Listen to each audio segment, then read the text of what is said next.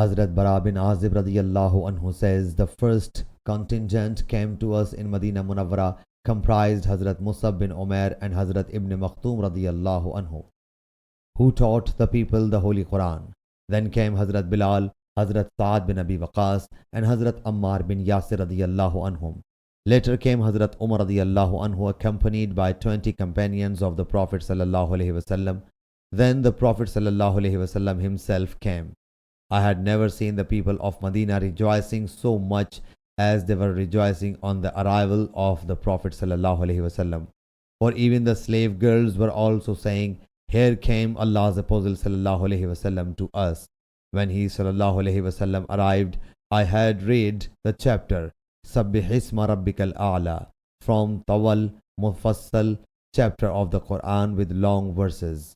Sahih Bukhari, Hadith number 3925.